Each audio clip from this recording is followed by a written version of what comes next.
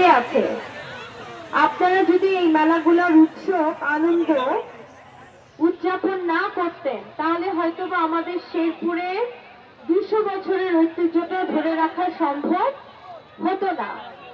তো আপনারা জানেন আমি ডাক্তার সানসিলা জেবরিন প্রিয়াঙ্কা, আমি জেলা বিএনপির যুগ্ম আহ্বায়ক এবং শেরপুর সদর 1 আসন থেকে আমি 2018 সালে ধানের শীষের প্রতীক নিয়ে নির্বাচন করেছিলাম, মনে আছে আপনাদের? এবং এবারও আল্লাহর অশেষ রহমতে সামনের যে নির্বাচন, জাতীয় সংসদ নির্বাচনে আমি ধানের শীষের প্রতীক নিয়ে নির্বাচন করছি। তা আমি ধন্যবাদ জানাবো আজকে পৌষ মেলার কর্তৃপক্ষকে, যারা আমাকে এখানে ইনভাইট করেছেন, আমন্ত্রণ জানিয়েছেন। আপনাদের আমন্ত্রণের কারণে আমি এই মেলাটা অত্যন্ত উপভোগ করেছি। বিশেষ করে এই খোলা আকাশের নিচে পুরো ঘাসওয়ালা একটা মাঠ, যেটা আসলে আমরা এখন বর্তমানে শহরে তো নেই, একইভাবে আমাদের শেরপুর সদরেও পৌরসভাতে এরকম খোলা মেলা মাঠ কিন্তু আমরা পাই না।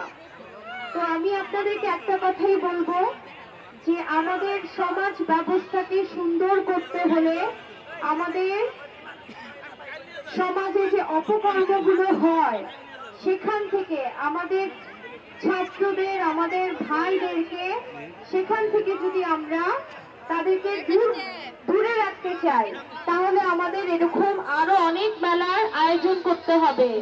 এরকম খোলা খেলার মাঠের ব্যবস্থা থাকতে হবে, বিনোদনের জায়গা থাকতে হবে, সংস্কৃতির জায়গা থাকতে হবে এবং ক্রীড়ার ব্যবস্থা থাকতে হবে। তাহলেই আমাদের ছোট বড় ভাই বোনরা কখনোই মাদক আসক্ত হবে না, তাই তো? আপনারা জানেন যে আমাদের বিএনপি একটা বড় রাজনৈতিক পরিবার। এখানে আপনারা জানেন যে আমাদের দলের চেয়ারম্যান জনাব তারেক রহমান সাহেব আমাদের দেশের মাটিতে এসেছেন এবং তিনি আপনাদের জন্য, আমাদের সকলের জন্য অনেক স্বপ্ন রেখেছেন, অনেক প্রকল্প বাস্তবায়ন করবেন ইনশাআল্লাহ, যার মধ্যে আমাদের কৃষক চাচাদের ব্যবস্থা আছে, আমাদের পরিবারের মা বোন গৃহিণীদের ব্যবস্থা আছে, হেলথ কার্ডের ব্যবস্থা আছে, বিধবা ভাতা, বয়স্ক ভাতা, এগুলো আছে।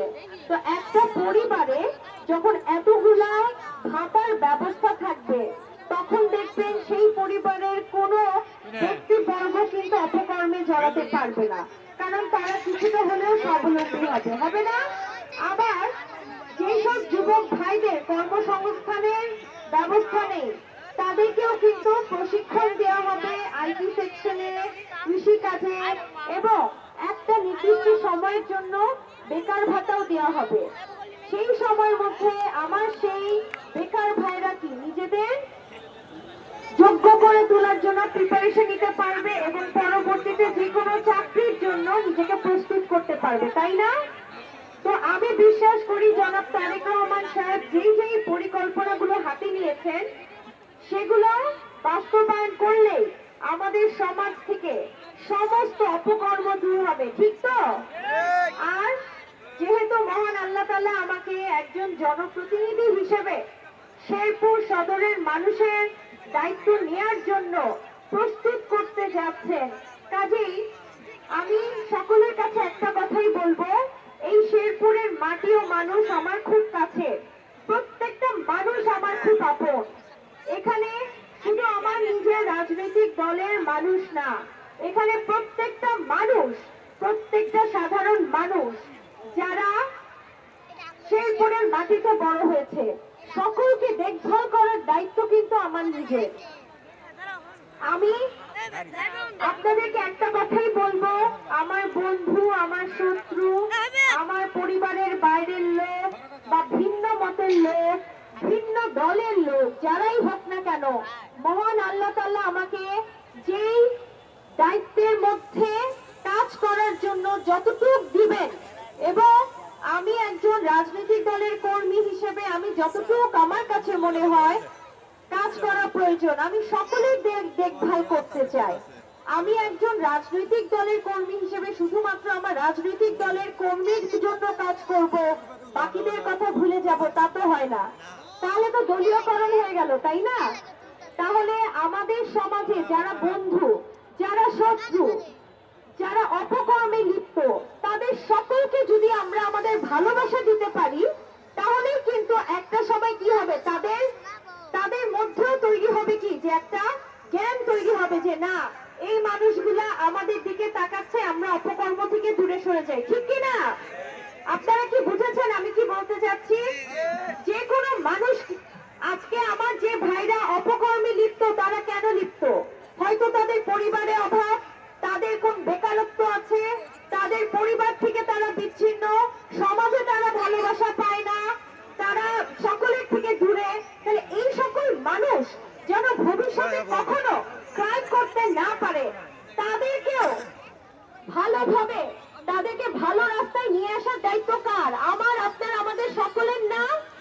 তাহলে তাদেরকে কি করতে হবে? ভালো কথা বলে, ভালোবাসা দিয়ে আমাদেরকে তাদেরকে ভুল পথ থেকে ভালো রাস্তায় নিয়ে আসতে হবে। তাহলেই না শেরপুর সদর 1 আসন সকল ক্রাইমের উঠতে থাকবে, ঠিক তো?